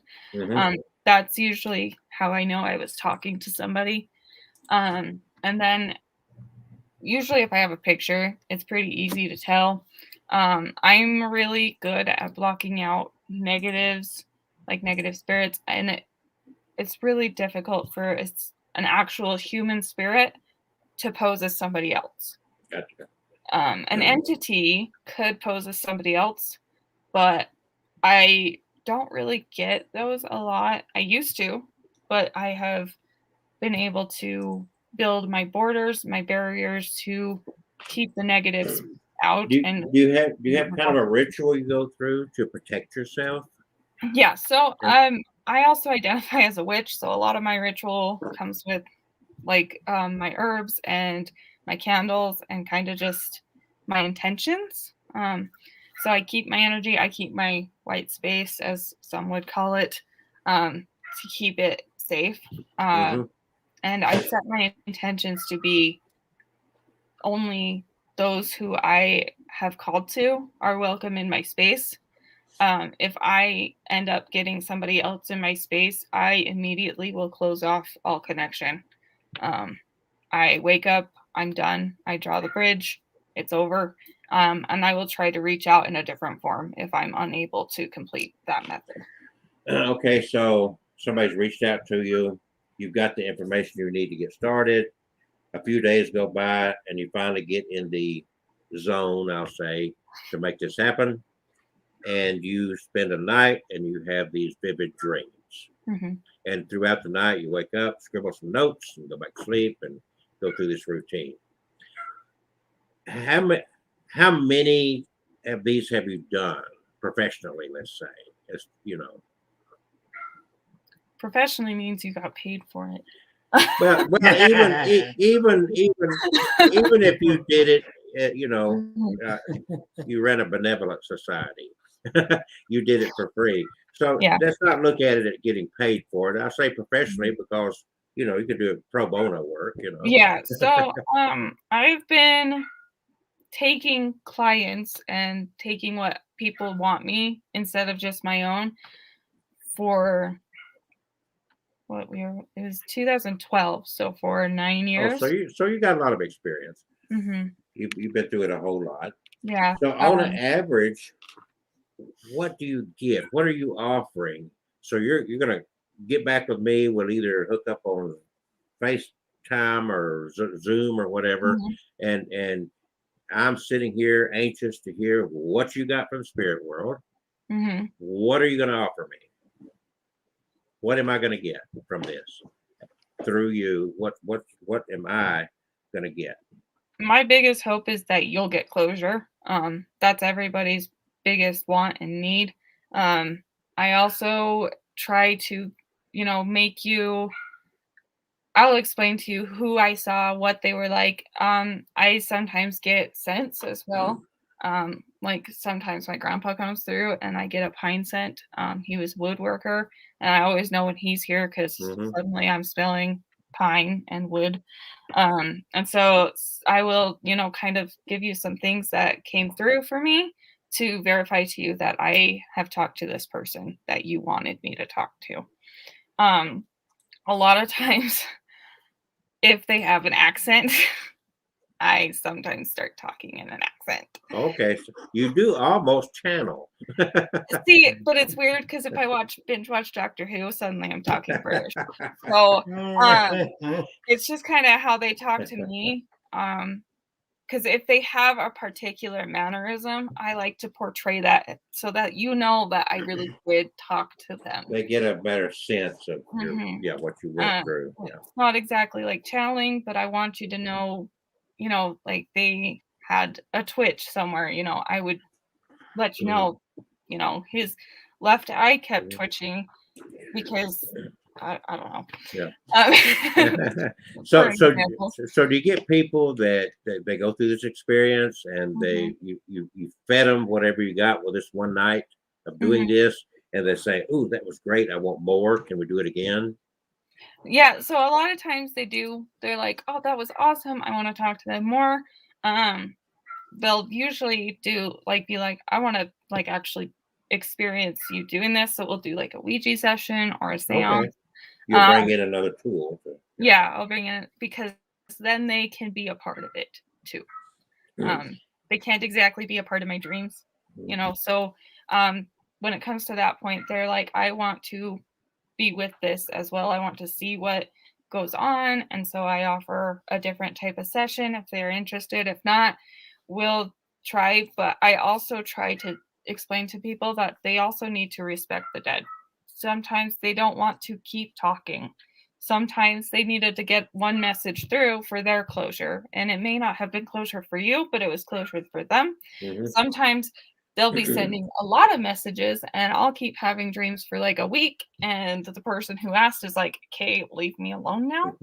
So it just depends. Well, now again, my understanding, my view, what I've learned throughout my course, my journey, is that from the spirit world, it takes a lot of effort for them to do any of this. It's not just easy. That sometimes that they expend a lot of themselves trying to get through. Yeah. So a lot of times a second session can be very hard. A lot of times a first session is hard because sometimes they're just like, "I am moving on currently as you're trying to talk to me." Like they don't need closure.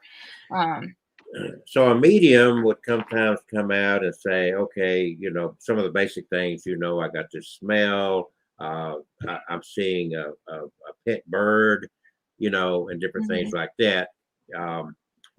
And then they will come out and just like, okay, they want to let you know I'm okay. I know some will use a symbol of like a certain color rose or something like that, and then a lot of times it would close out with saying, okay, they just want to let you know that I'm fine and they're moving on. Yeah. Like the last one I did, she wanted to talk to her dad. And so one thing that came through was like his nickname for her. And so when I gave her the message, I made sure to include exactly as he had told me.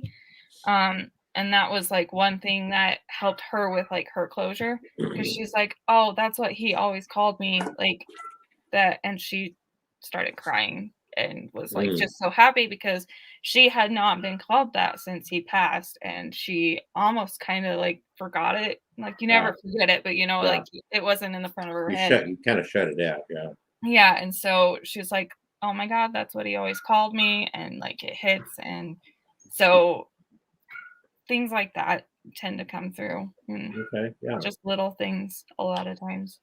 Does it drain you? Yeah. It is all. I mean, it's energy, and you're using energy. It's hard for them to come through, but it's also hard for you to get a message there as well. They are not on the same plane or realm as us. If they were, everybody would see them. Everyone could talk to them. They are in a different place, and so to reach them takes energy, and you expend energy to get there. And so some people get upset because, the message is small, but it's like, it's still a lot of work. And you've got no control over it. That too. Yeah. So have you ever had instances where a spirit reached out to you and pushed you instead of you searching? You know what I'm saying? Yeah. And I think that was a lot of like the beginnings when I didn't know what was going on yet. They were trying to reach me because they found like a link between the worlds. That's how I see those of us that communicate with them. We're a link. And so they found one, and they're like, hey, but now occasionally I'll, like, if I'm in an area where, I'll be honest, if I'm bored in a public area, I'll sometimes sit there and be like, hey, is there anybody looking to send a message? So you can have experiences without going through the sleep routine. Yeah, I can. Okay. I just the dreams give me a more clearer message. Okay. Because there's nothing else. Kevin, you're not saying anything. Do you have any questions or anything? I was listening. No, this was all fascinating. I was just listening. Okay. Catherine, same there. You have any input? I'm listening also. Yeah. See how happy she is right up there? There you go.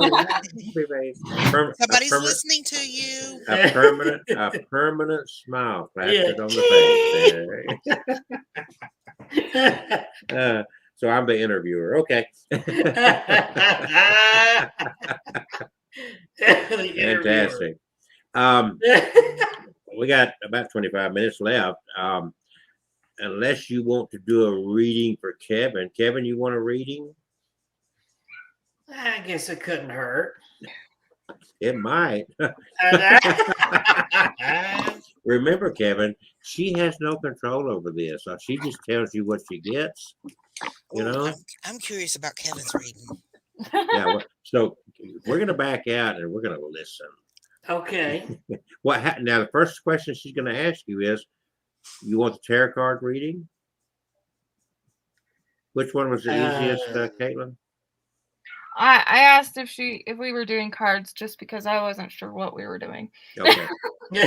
But cards are just like easier when we're on the time. Oh, he's had cards before, so let's cards again, Kevin. Yeah, that would be fine. All right. I'm going to take notes to add to my book.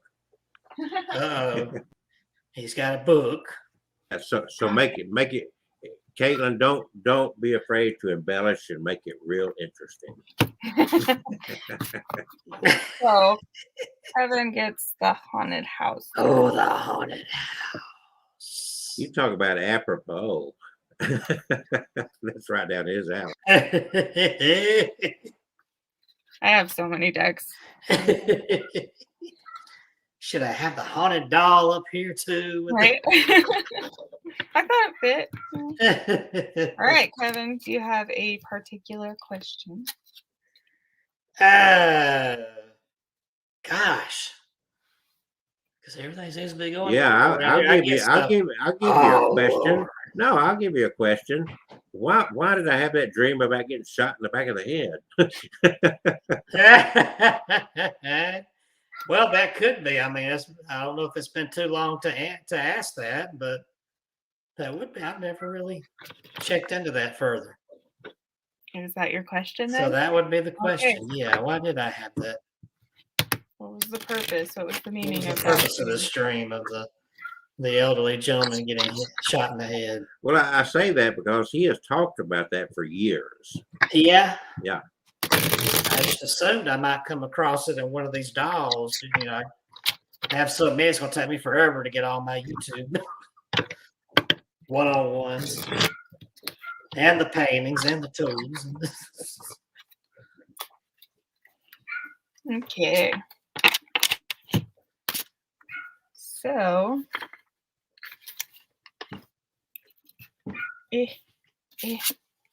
so that pulled out the Two of Cups for you. And the Two of Cups is about a meeting or some kind of union. It's a love card, so give me a second while I get with this for a minute.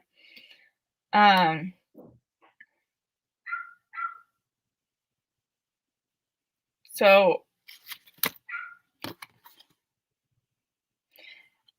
what I'm getting is it was a moment of like transformation.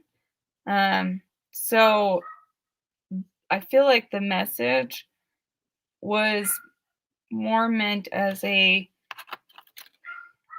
more for you to experience than just like a message. Does that make sense? Yeah. Whoever it was, they wanted you to experience that as like it was very impactful, and they wanted you to experience something that was so impactful that it would kind of stop you and make you listen. So it was kind of like a grab your attention. I need you here right now. And so that dream obviously made you stop. But I'm not so sure if you finished receiving the message. Like they wanted you to stop and listen, but for some reason the rest of the message never came through. They started there because it would catch your attention. But one sec, I'm going to pull a clarification card. Why are we getting cups? Which is the Four of Cups. I guess I need to keep drinking. Are you drunk? No, that's just tea. That's not. Fun fact, if you are reading for drunk people, cups will constantly come up. Anyways. No, that's tea. So. But that's an interesting fact. I knew that. I knew he'd been lying to us. It's tea. So Let's finish this Long Island tea. No. Ugh. It was to stop you and catch you, and it was a transformation because they were sending you the message of a gift. It was something new, a new situation was coming to you. Was there something that happened after that dream, like within the coming, like a year or a few months later, something new for you that was like an opportunity or something that you had always wanted to do that came to fruition for you? Something that you started that had never occurred to you to try, and then within a year after that dream happened? Oh gosh. No, I guess not. I mean, nothing big, or I certainly remember. I was trying to think. I think have anything to do with that, but I was trying to think, was that before or after my mom had passed away? Because she died in 2016. I think that might have, I can't remember. That was before, that might have been after she died. That would be kind of a creepy. It would be, but it would definitely be a moment of transformation. If I could remember, it's been so long, I remember exactly when that was. But gosh, I'm trying to think. I mean, work-wise, there's not been anything. Well, now 2018, I did kind of promote it to a different area of the department where I work, so that might have been that, because I was trying for that. And then I just, coincidentally, we're talking about this. I just got a promotion that's going to start Monday after Thanksgiving. So, another promotion. So maybe that was it. Maybe that was for seeing a couple of leaps coming up for me.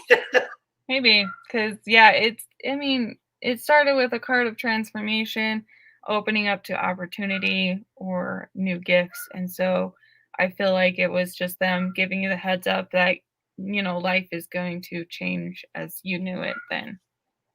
Yeah. And then also, of course, a big change. I didn't think of it this way, but a big change was because my mom died back 2017. My dad had 2 heart attacks that he survived back to back, one just 3 weeks after the next. But because of that, we didn't want him living alone anymore. It's just him and my brother, who's not exactly handicapped. What do you call it? Disabled. He's got a disability. Mm-hmm. So now they live with me. I had to buy bigger. Now I've got a bigger property than I had. I was living in a little lot in a suburb. Now I've got this 5-acre property with this ranch house. Mm. But Yeah, that came with responsibility too, with my dad here, and I know who knows how long he'll have now. Yeah, as I see it, is somebody was in a way looking out for you, and they wanted to grab your attention. That made it feel like a warning because things were going to change. Yeah. Your life was going to transform and be different from what There I was saying a few minutes ago, I don't know where they, but actually there's some things that have happened that have changed since that dream drastically. Well, there you go. There's your purpose So of the maybe dream. well, thank you. So does that kind of help you get through that dream a little bit, Kevin? Yeah. I mean, the dream never bothered me. I just assumed one of these 300 and something spirits is probably wanting to show me how they died or something. Over the last 2 or 3 years, he's talked about that dream on several occasions. Yeah. So it's because it's interesting. Well, yeah, and clearly it never scared me or anything. Oh, you're not scared of anything. So. he's the Zach Bagan of haunted dolls. It was a demon. It blew my head off, dude.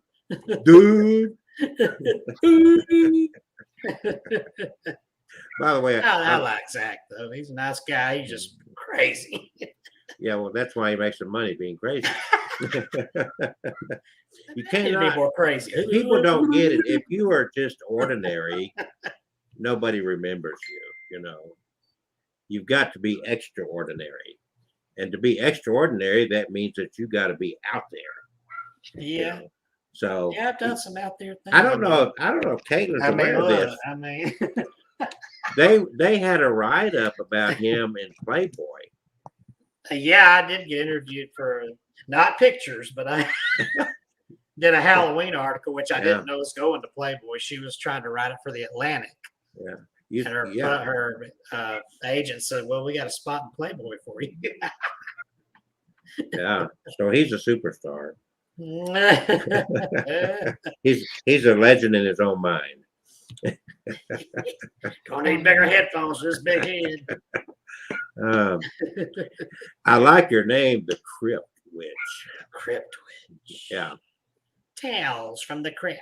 Tales from the Crypt. That's what I thought. I mean, kind of grew up with that. So. Yeah.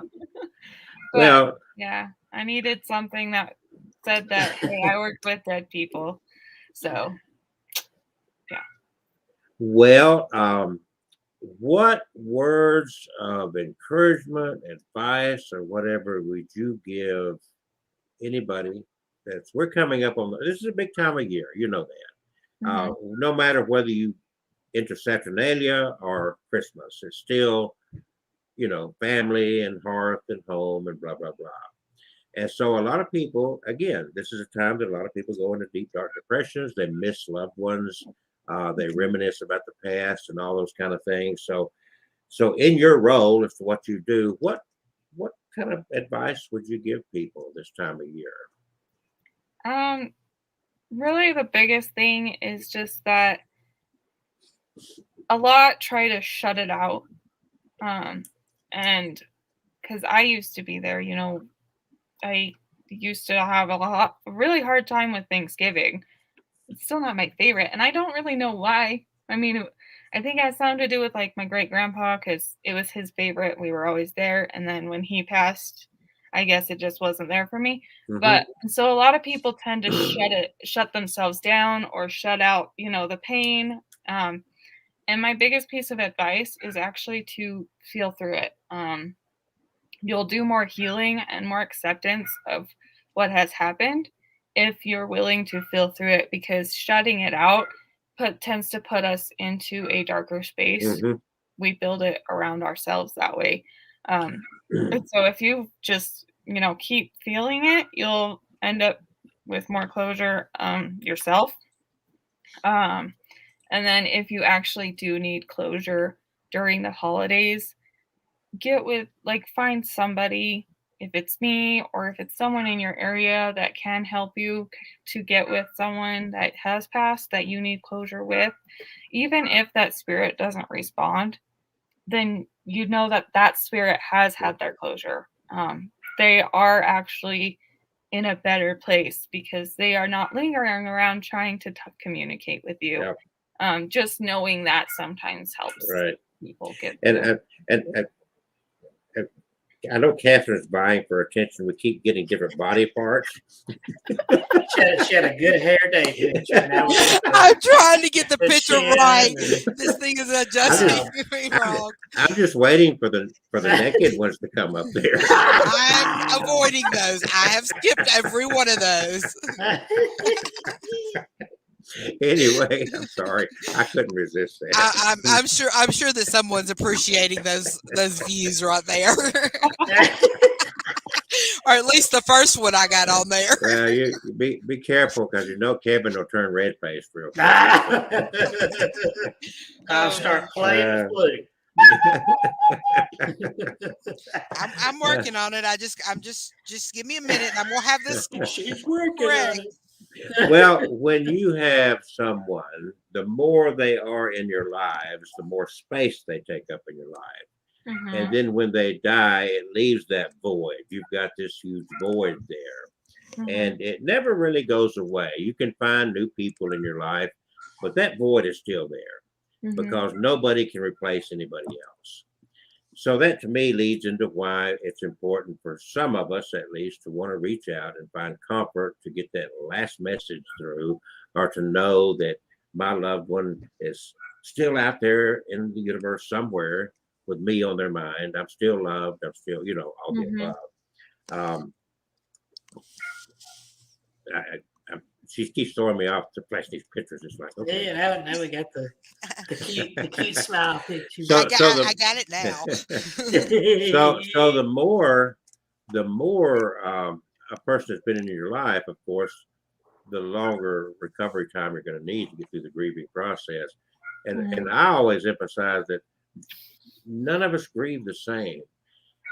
In therapy, they say there are certain steps you go through. But those steps are not always totally accurate across the board, I don't think, No way, Jose. They come at different stages, and you can regress back to another stage at any point in time. So I honestly believe that everything that you're doing, Caitlin, does serve a benefit, even if it's not real, even if it's a placebo. You know what I'm saying? It still has a positive effect on somebody. Let's face it. Billions of people believe in the Bible and the story of Jesus and all of that. And it, no matter how much, Kevin, I'm not picking on you, so calm down. No, I was just going to say, I do. So he does. Beautiful cross. But you go to India and they've got Hare Krishna and they've got temples with thousands of gods in it. And they get the same sense that Kevin gets from the Jesus story. Okay. Yes. So it all ends up, part of it is culturally imposed and part of it is what we feel comfortable with, I believe. Because I don't believe anybody's got all the answers. Right. I know. Yeah. I don't think it's possible. I think we're still groping more or less in the dark, trying to figure things out. And unfortunately, we're going to have to die to find out. There's way more than on the Christian side. There's way more than the Bibles. In fact, one of the Gospels, it might have been John, ends with, that he ends it with, this is just some of what Jesus did. He did so many more things that there wouldn't be enough Bibles to cover. Well, enough books to cover everything. Yeah. She lives out toward Utah, which is Church of Jesus Christ of Latter-day Saints. Mhm. And they believe that Jesus, after he left the Middle East, came to the Americas. That's what the Book of Mormon is all about. And so I've heard of that. Yeah, really the story in the Bible that tells of the Jesus story is very brief. Mhm. First of all, it jumps from his birth to when he's 12 years old, and then it jumps from 12 to when he's like 29. So there's big gaps in there. It's like, okay, it's assumed that he was a carpenter and those kind of things. But the bottom line is, I think, it's what we get from the message instead of what you put the labels on. Yeah. The one thing I love about Kevin is, as a Christian in the South, in Alabama, he doesn't get all antsy when you say I'm a witch. Well, I mean, you know what I'm talking about, right, Caitlin? Yeah. I mean, I keep hearing about judge not lest ye be judged, and then there's I love the one that Jesus said, before you try to take the speck out of your brother's eye, take that plank out of your own eye first, then. and I like to quote Michael Jackson. It's a man in the mirror you got to worry about. I'm talking about the man in the mirror. Look, I'm going to record. He's getting ready to twerk again.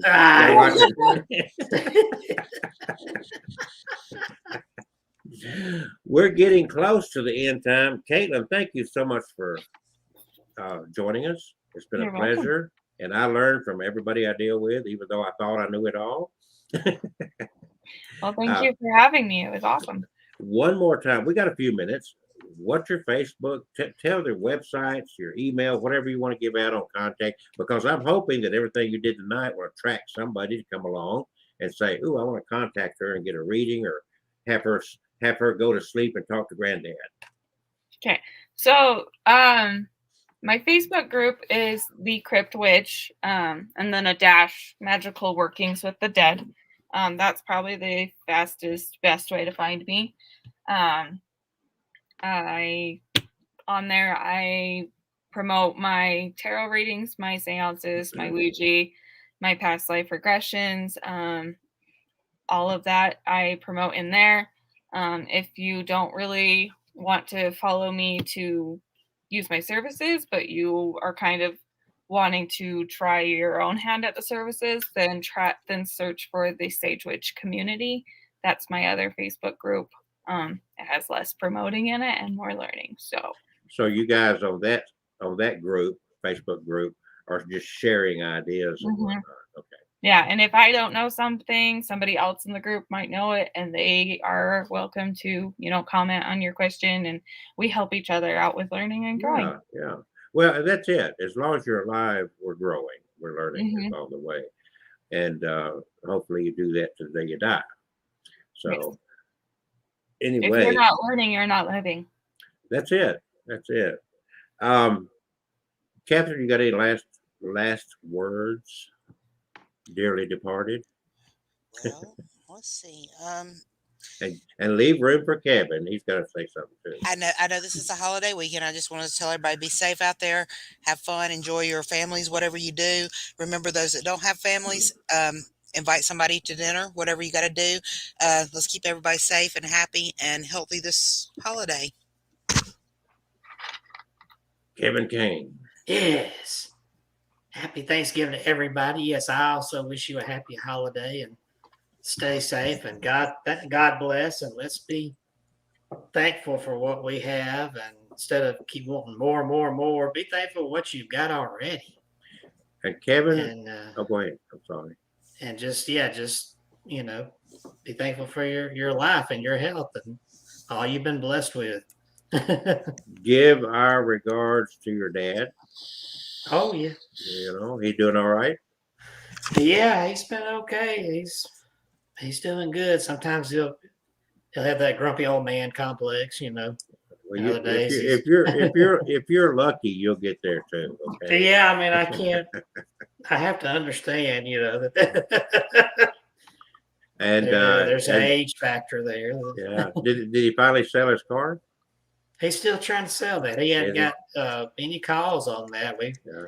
I keep meaning to bring that up. I said you didn't get. I mean, we did not only the Facebook market, but also there's a classic car market on Facebook, and Mhm.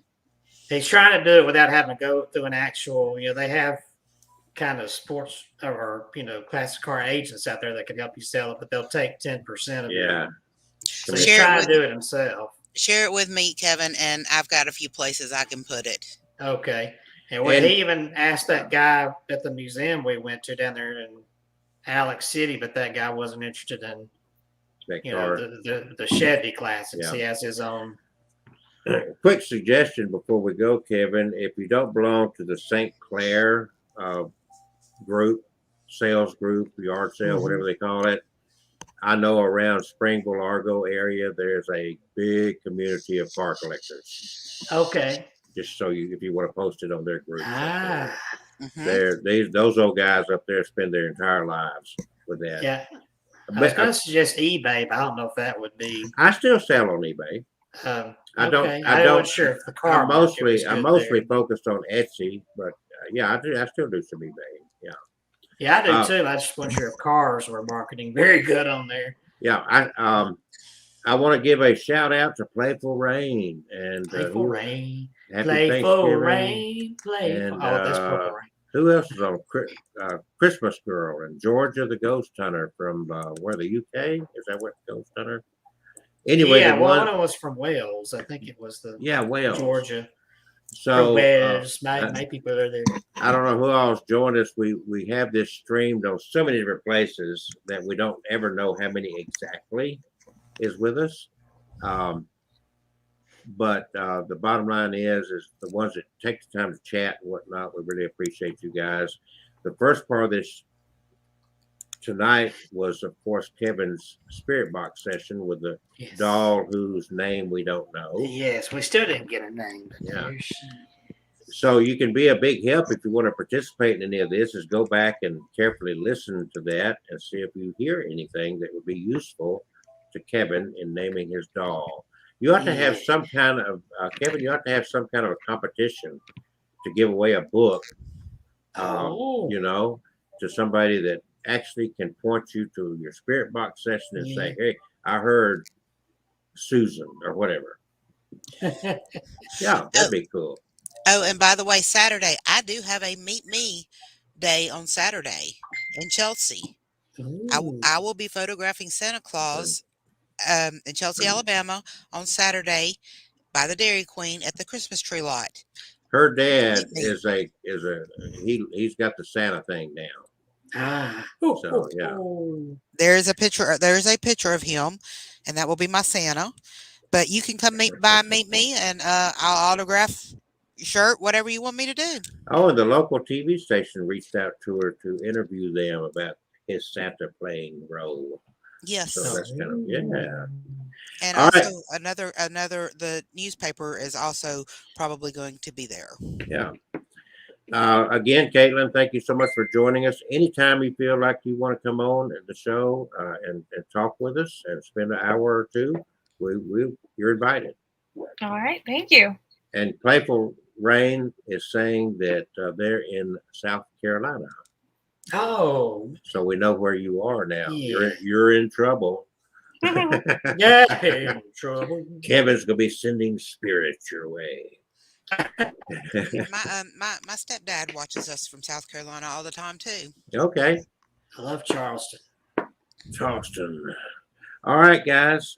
Again, thanks everybody. And we do this every Tuesday night. It's hard to believe Kevin and I have been doing this.